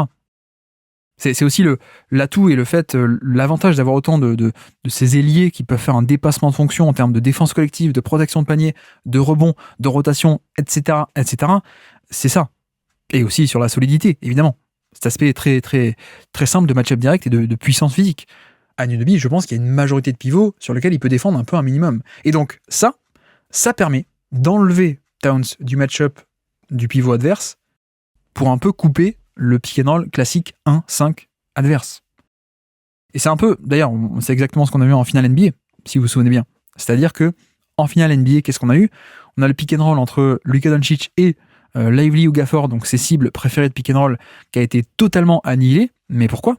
Parce qu'on avait un poste 4, Jason Tatum, qui était capable de défendre ces mecs-là. Et donc, ça a permis que ces mecs-là, ces postes 5, soient défendus par Tatum. Et donc, quand Doncic les faisait venir sur les écrans, les appelait, le pick and roll 1-5, finalement, ça switchait. Ça switchait et on disait, Tatum, tu fais pas un drop, tu fais un switch. Et tu passes sur Doncic. Et puis, de l'autre côté, si Doncic voulait cibler Porzingis, il le faisait, mais en appelant un poseur d'écran qui était Derrick Jones Jr. Et donc, pas du tout la même menace de verticalité en termes de alley-oop, pas du tout la même menace de pick and pop, etc., etc. Et je pense qu'en un sens, c'est un peu le même raisonnement qu'on va voir, c'est-à-dire un Towns qui va être pivot offensivement, mais qui défensivement, on va essayer un peu de jouer avec les match-ups et de pas le mettre tout le temps sur le pivot adverse pour essayer un peu de jouer là-dessus, quoi. Parce que lui n'est pas bon en défense, mais aussi parce que tu as ce luxe d'avoir ces ailiers capables de remplir ce genre de fonction défensive. Donc, Anunoby est un peu, notamment lui, mais Anunoby est un peu la clé de voûte de la réussite défensive de ça, en fait. Et de à quel point est-ce que le fit peut marcher. Et si ça marche, si la défense est juste assez viable grâce à ça, grâce à ces match-ups, et grâce à un peu ce petit jeu, et qu'on peut avoir Towns sur le terrain, ça va permettre de faire exploser le rendement offensif, à mon sens. Voilà, c'est un peu l'idée. Pivot offensivement, mais pas forcément pivot de la manière dont on l'entend, défensivement. Pas sur le pivot adverse, pas en train de faire du drop. Et d'ailleurs, j'ai même pas dit, mais les fois où l'adversaire va quand même arriver à impliquer Towns en tant que défenseur de drop, qu'est-ce qu'on va faire? On va faire du edge. C'est-à-dire, Towns, pour te protéger, on te demande de faire une prise à 2 comme ça, t'es pas exposé, c'est pas toi qui dois tenir, donc en drop, par exemple, non. On te fait faire un edge comme ça, le porteur de balle adverse, il subit une prise à 2, il est obligé de lâcher la balle, et derrière, il faut arriver à compenser et à gérer le 3 contre 4 pour la défense des Knicks, puisque 2 sur le ballon, ça veut dire 3 contre 4 ailleurs. Or, les Knicks sont une des meilleures équipes sur cette gestion de l'espace, déjà, et sur le côté amener le défenseur depuis le côté faible très tôt dans la possession pour venir gêner et occuper le terrain, en fait. Déjà, c'est ce que les Knicks font depuis toujours avec Thibodeau, cet aspect de faire venir très tôt et très agressivement les mecs depuis le côté faible pour protéger le pick and roll, notamment. Et puis en plus, voilà, cet aspect de surcharger le terrain depuis le côté faible, c'est un peu ce pourquoi Thibodeau a été connu à l'époque en tant qu'assistant de Doc Rivers, quand il a un peu révolutionné la défense des Celtics 2008 en tant que coordinateur défensif de cette équipe. C'était ça, c'était le fameux overload, le surcharger le terrain depuis l'autre côté. Bref, je m'attends un peu à ce côté, soit on arrive à déplacer Towns, il sera pas pivot, soit, même s'il est ciblé, on va lui faire des prises à 2 ou des edges sur l'écran, parce que c'est un peu la moins mauvaise des solutions. Finalement, c'est un peu comme Jokic, un peu comme des mecs comme ça, des Sabonis, où tu fais un edge, comme ça il est caché dans le 2 contre 1, et puis derrière, faut arriver à encaisser derrière, et c'est ce qu'a toujours réussi à faire Denver avec son escouade d'ailier, et c'est à mon avis ce que va totalement être capable de faire, là encore les Knicks, de par le personnel qu'ils ont sur le terrain, de par les Bridges, Anunoby, Josh Hart, etc., etc. Donc voilà, c'est pas idéal, c'est pas un pivot défensif, on est d'accord, mais je pense que il y a moyen de s'en sortir pas mal. Après, oui, ce sera pas lui qui va apporter des aides en deuxième rideau de très grande qualité, c'est pas du tout un pivot protecteur de panier, on est d'accord. Mais toute la question, c'est aussi de calculer à quel point la perte défensive est plus grande ou pas que le bonus offensif. Je pense que tout va se jouer un peu là, à mon sens. Et je pense que Towns est à ce point un shooter fabuleux et formidable. Et en plus, dans ce contexte-là où on va arriver à aligner des line-up où il est poste 5, je pense que potentiellement, on peut avoir un bonus offensif largement plus grand et plus rentable que le malus défensif. À mon sens. C'est un peu l'idée, en tout cas. Je suis pas sûr que ça arrive, mais c'est un peu l'idée et ça peut totalement arriver parce que, si tu arrives à déployer un spacing optimal, c'est jackpot. Là encore, on en a parlé tout l'été, mais pourquoi les Celtics sont à ce point une anomalie et pourquoi ils sont à ce point fort, c'est aussi parce que c'est une des rares équipes avec un vrai 5 out. Mais un vrai de vrai. Pas juste j'ai un poste 5 qui peut shooter. Et pas juste j'ai un bon poste 5 qui peut shooter, mais les autres à côté peuvent pas shooter. Genre, les Wolves. Les Wolves, il y avait Towns qui pouvait shooter, mais t'avais Gobert, ou alors t'avais Vanderbilt à l'époque. Bref, Boston, c'est vraiment une des rares équipes avec un vrai 5 out complet et de haute qualité. Je pense que les Knicks peuvent s'inscrire là-dedans. Et donc, quand tu connais le tranchant, la productivité et la compétence d'un Brunson sur drive notamment, quand tu lui offres ce spacing, ça peut faire des dégâts assez extraordinaires. Donc c'est un peu l'idée. Et finalement, en fait, je sais pas si vous voyez, mais vu que tout est imbriqué en basket, on part pas de l'attaque, on part de la défense. On va pouvoir avoir Towns sur le terrain et en poste 5 parce que on a certains profils comme Anunoby, Michael Bridges et Hart qui ont cette polyvalence et cette flexibilité dans les line-up défensivement. Donc, parce que la défense peut être assez bonne, il pourrait être sur le terrain. Et puisqu'il sera sur le terrain, il pourra nous offrir cet apport offensif incroyable de spacing, notamment. Et puis, de surcroît, ce spacing optimal pourrait être assuré parce que lui-même est une menace de post-up. Et donc, vu qu'il est capable de faire un post-up, l'adversaire mettra forcément en majorité son pivot plutôt qu'un petit. Et puisqu'il y aura le pivot sur lui, il pourra écarter le pivot du panier et donc offrir ce spacing. Bref, c'est vraiment un puzzle assez complet où tout est lié. Mais c'est aussi pour ça que c'est aussi fun, hein. Le basket, on est d'accord là-dessus. Et puis, dernier aspect, mine de rien, qu'on n'a pas encore abordé. Alors déjà, fun fact, je sais pas si vous vous souvenez, mais Towns a déjà joué pour Thibodeau. Eh oui, et oui, il a déjà joué à l'époque des Timberwolves, à l'époque en 2018 notamment. Donc l'équipe avec Butler, hein, qui est coachée par Thibodeau. Il y avait Towns dans cet effectif. Vous le savez et vous le saviez, bien entendu. Et puis, ce fun fact de ma part, c'est vrai qu'il y a un point sur lequel ça pourrait bouger un peu. Mais là encore, il faut pas juste voir le fait qu'il pourra pas. Il faut voir à quel point ce qu'il apporte peut compenser ce qu'il retire. Mais c'est le rebond. Le rebond, et j'en parle parce que j'en parlerai pas tout le temps, pas dans tous les cas, mais avec les Knicks, on a quand même affaire à une équipe particulière qui joue le fameux jeu des possessions. Donc qu'est-ce que le jeu des possessions ? C'est pas tant le côté on va avoir une équipe plus efficace que toi, une attaque plus efficace que toi, une défense plus efficace que toi. On va aussi et surtout jouer sur le nombre de cartouches. C'est-à-dire, on va essayer que moi je vais prendre 12 tirs et toi seulement 5 ou 6 pour gagner non pas sur l'efficacité mais un peu sur le volume. Et sur le côté, si t'as moins de tirs, beaucoup moins de tirs que moi, même si t'es plus efficace, si t'as moins de tirs, tu mets moins de points au final. Bref, on va pas refaire le jeu des possessions, mais c'est un peu l'idée. Donc ce côté, aller gratter des points en plus sur le playmaking, mais aussi sur les rebonds. Et c'est vrai que c'est une partie importante et cruciale de l'identité des Knicks depuis que Thibodeau est là, c'est ce jeu des possessions.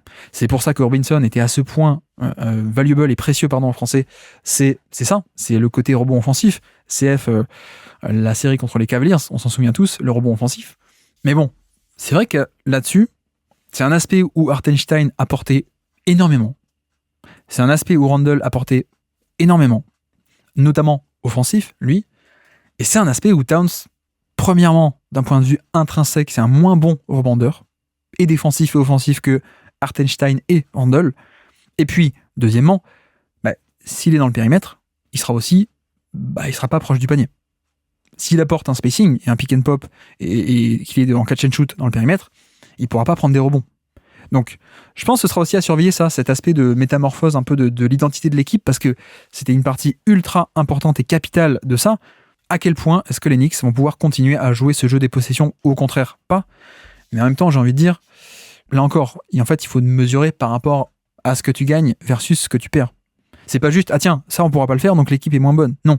À quel point est-ce que le fait que, il pourra pas prendre des rebonds parce qu'il est dans le périmètre, c'est pas compensé même largement par le fait que, en même temps, il est dans le périmètre. Et donc, il améliore le spacing. Mais voilà, c'est un aspect un peu, pas que un peu d'ailleurs, assez intéressant à suivre parce que les Knicks étaient 7e attaque et 10e défense en 2024. Mais si on regarde précisément, ils étaient 16e 16e sur 30 en termes d'attaque sur demi-terrain. Bon, en vrai, dans l'esprit, ils étaient mieux que ça. Parce qu'ils étaient 16e au moment du tir, mais après, en fait, le site de Cleaning the Glass sépare un peu tout ce qui est demi-terrain et ensuite rebond offensif. Donc, en vérité, si vous prenez un rebond offensif sur la possession de demi-terrain, ça fait des points. Et dans l'esprit, c'est toujours le demi-terrain, mais ça compte pas dans les stats. Donc bref, comment les Knicks faisaient leur beurre, c'est pas tant sur la possession demi-terrain en soi, où l'efficacité était à peine dans la moyenne, 16e sur 30. Par contre, c'était beaucoup de secondes chances grattées et beaucoup de points grattés sur les deuxièmes opportunités. Ça, il n'y aura pas. Il n'y aura pas autant de rebonds, je pense pas. Mais en même temps, je pense pas que l'attaque sur demi-terrain soit toujours 16e. Je pense que ça pourrait aller taper beaucoup plus haut que ça sur le côté attaque de purement demi-terrain avant le rebond. Bref, donc voilà un peu comment est-ce que ça pourrait marcher en termes de défense, en termes d'attaque et l'apport de Towns. Et puis, dernier point, c'est vrai, on peut finir par ça. J'ai envie de dire, quid de Mitchell Robinson? C'est-à-dire que là, en plus, au moment où j'enregistre, il y a certaines rumeurs par rapport à un potentiel trade de Mitchell Robinson par rapport à Trey Murphy, apparemment. Donc peut-être que si vous entendez ça et que le trade s'est fait dans la nuit, tant mieux. Mais non, mais je pense que la question se pose parce que, en un sens, j'ai décrit pas mal de choses intéressantes à faire grâce à Anunoby, etc., avec Towns défensivement. Ça peut marcher, ça peut avoir un excellent impact, etc., peut apporter pas mal de choses intéressantes. Donc notamment tout ce qui est la verticalité, la finition un peu aérienne, quoique il est pas si aérien que ça, hein, Robinson, mais au moins il a les centimètres et l'envergure, donc c'est beaucoup plus une menace de rôle classique. Ensuite, c'est un bien meilleur pivot défensif un peu traditionnel, hein, donc lui, c'est pas 10 sur 10, mais c'est au moins 7 sur 10, voire 8 en défense de drop, je pense. Donc il y a ça que Towns n'a pas. Donc ça peut être aussi intéressant d'avoir Mitchell Robinson, hein, au cas où, je sais pas moi, n'importe quel match-up, tu as besoin de défense de drop ou de verticalité au panier, tu ressors Mitchell Robinson. Et puis, le rebond aussi. Le rebond, ça fait du bien d'alterner un peu entre soit Towns qui va être dans le périmètre à apporter le spacing, soit sinon, tu fais venir, tu le remplaces par Robinson, et puis monstre rebond offensif. Et puis en plus, de surcroît, si on dézoome, non pas par rapport à des qualités et des domaines précis du jeu, mais si on dézoome, ça fait du bien d'avoir une telle profondeur à l'intérieur. Ça fait quand même du bien. Parce qu'en plus, le mec n'est pas tant payé que ça. Il a encore 2 ans de contrat, mais 14 millions l'année et puis 12 millions l'année. Franchement, pour un 6e homme qui sort du banc, c'est quand même pas tant que ça. Alors en plus, d'ailleurs, j'ai même pas trop évoqué la possibilité qu'il soit titulaire, hein, les deux ensemble. Je pense pas parce que, comme dit, la valeur de Towns, c'est aussi de le mettre poste 5 et donc de débloquer un peu tout cet aspect de spacing. Donc c'est pour ça que j'ai pas trop pensé à ça. Mais je pense que c'est un mec, pour ce salaire-là, c'est pas scandaleux du tout de le garder dans l'effectif. Et c'est pas genre, t'as un mec qui est 6e homme alors qu'il est surpayé pour ça. Non. Je pense que le contrat correspond largement. Alors après, est-ce que lui va accepter un rôle réduit comme ça? C'est pas sûr. Il peut s'énerver, il peut être en colère, il peut demander un trade. Ok, on est d'accord. Mais en tout cas, sur le papier, si lui il accepte, je trouve qu'en termes de densité et de profondeur d'effectif, avoir un Robinson qui sort du banc, payé comme ça, payé 14 ou 12 millions l'année, et qui apporte à ce point de la variété dans le profil en termes de backup, c'est génial. Ça, c'est un truc qui est hyper important. On avait déjà parlé avec Tom quand on avait fait notre All Backup Team. Une des valeurs d'un bon backup, c'est aussi parfois de pas forcément rentrer sur le terrain et faire exactement ce que fait le titulaire, mais aussi d'avoir un profil différent. Et comme ça, tactiquement, tu offres des options un peu différentes selon les match-ups. Tu peux jouer un peu plus lui, un peu plus lui. D'ailleurs, oui, une hyper importante que j'ai pas encore évoquée, la défense de post-up. Et oui, quand tu es à l'Est, alors vous me direz, oui, à l'Ouest aussi avec Jokic, mais quand tu es à l'Est et que tu dois affronter Joel Embiid, avoir un mec qui est capable de défendre le post-up au moins un minimum pas mal, même si derrière tu peux apporter des aides, ok, mais un mec qui au moins en premier rideau peut être génial, c'est primordial en fait. Et bon, même si Towns peut le faire aussi, hein, on a vu contre Jokic, il était là en premier rideau, mais ça a aussi pas mal marché parce que c'était un premier rideau qui avait derrière lui le meilleur header possible, la meilleure qualité d'aide et de protection de panier possible, c'était Gobert. Gobert en deuxième rideau, c'est quand même génial, et c'est ce qui a fait que, Towns, ça a bien tenu en premier rideau, mais bon, il y avait Gobert derrière, quoi. Et pour le coup, je pense que la défense de post-up, elle est à ce point importante face à un Embiid, et on l'a vu d'ailleurs, on l'a vu. On a bien développé à quel point Hartenstein a fait une saison fabuleuse, et il était primordial dans l'attaque des Knicks. Au final, contre les Sixers au premier tour, Robinson a pas mal joué. Parce qu'il y a cette valeur de la défense au post-up. Donc, oui, c'est pas contre tout le monde. Mais si tu tombes contre les Sixers, tu vas être bien content de l'avoir. Donc voilà, moi c'est pour un peu toutes ces raisons, la profondeur d'effectif, la qualité de drop, la défense de post-up, la verticalité, le rebond, l'arme tactique du rebond offensif. Moi c'est pour toutes ces raisons que ça me dérangerait pas du tout de le garder dans la rotation si lui il veut bien et qu'il pète pas un esclandre parce qu'il est devenu backup, quoi. On est d'accord. Mais après, est-ce que certains peuvent s'imaginer un peu l'échanger ? Pourquoi pas ? Ça me choquerait pas non plus. Moi, je ferais plutôt le choix de le garder, mais si les Knicks l'échangeaient pour aller chercher encore un top joueur, genre, bah oui, si t'arrives à avoir Trey Murphy, bah, c'est incroyable. Si t'arrives à, pourquoi pas aussi à terme, tu échanges Robinson contre Goga Bitadze, et tu essaies un peu de refaire ce que t'as fait avec Bitadze, de refaire ce que t'as fait avec Hartenstein. Oui, pourquoi pas, d'ici quelques mois, quand ils pourront être échangés. Est-ce que tu peux pas faire un swap sinon ? C'est-à-dire, on n'est pas du tout sur le même niveau de joueur, hein, mais si tu vas t'échanges les 14 millions de Robinson contre les à peine 5 de Nick Richards, pourquoi pas ? Ça peut être aussi un move financier. Bon, je pense pas parce que les Knicks sont quand même en mode très all-in. Hein. Mais dans la théorie, ça peut être, bon, on échange un mec profil catch and finish classique, mais qui est payé 15, contre une version qui est même moins bonne, mais qui est moins chère aussi. À peine 5 millions l'année, Nick Richards. Bref, ça pour le coup, je sais pas trop. Apparemment, il y aurait des rumeurs de trade, ça pourrait se faire, et ça pourrait être encore un moyen supplémentaire de renforcer l'équipe avec un nouvel allié, une nouvelle profondeur. J'avoue que, vu le profil de Towns, on peut l'intégrer, on peut trouver des manières tactiques, mais quand même, vu les faiblesses, ça m'irait quand même de garder Robinson dans l'effectif. Donc voilà pour ce petit point tactique, stratégique, construction d'équipe. Je pense qu'on a parlé d'un peu tout, à la fois côté Timberwolves, à la fois côté Knicks. On va attendre qu'est-ce qui se passe avec Randle, on va attendre la prolongation de Naz Reid, à quel montant, et surtout suivre sa saison. Mais ça, on va en reparler très bientôt, je pense, sur le Basket Lab. Restez branchés. Et puis on va suivre aussi, on va suivre l'évolution tactique de ce puzzle Onyx entre l'attaque de Towns, comment est-ce qu'on peut le protéger défensivement. Bref, on suivra tout ça des deux côtés, que je pense qu'on a affaire à deux équipes qui potentiellement, ça peut paraître paradoxal, mais potentiellement deux équipes déjà excellentes et qui, peut-être, se sont les deux améliorées avec cet échange. Merci à tous d'avoir suivi cet épisode, j'espère que ça vous aura plu. Et donc voilà pour cette interruption des programmes totalement involontaire. Moi je pensais qu'on pourrait enchaîner nos épisodes du top 100, nos 20 petits épisodes du top 100 petit à petit. Il n'y aurait pas de trade, il n'y aurait pas d'actu, mais non. En fait non. Ceci est arrivé, on a Towns, cet échange qui sort un peu de nulle part hein, pour le coup. Vraiment surprise. Mais voilà, il fallait en parler. Et puis comme ça, demain, ne vous inquiétez pas, demain on reprend notre top 100 comme d'habitude. D'ailleurs, j'en parle pas beaucoup, pas des tonnes, mais si vous êtes juste en podcast, sachez que sur YouTube, on fait aussi une rétrospective vidéo de la saison rookie de Wembanyama, de Victor Wembanyama, où j'ai scouté cet été plus de 30 matchs, et on se prend les 30 meilleurs matchs et on les décortique petit à petit de manière chronologique. Donc si ça vous intéresse d'aller voir sur YouTube, on fait pas mal de décortiquage, c'est 20 minutes la vidéo, 20-30 minutes parfois pour les plus longues, mais 20 minutes de décortiquage de un match, et on voit aussi à quel point il s'améliore de match en match et de semaine en semaine.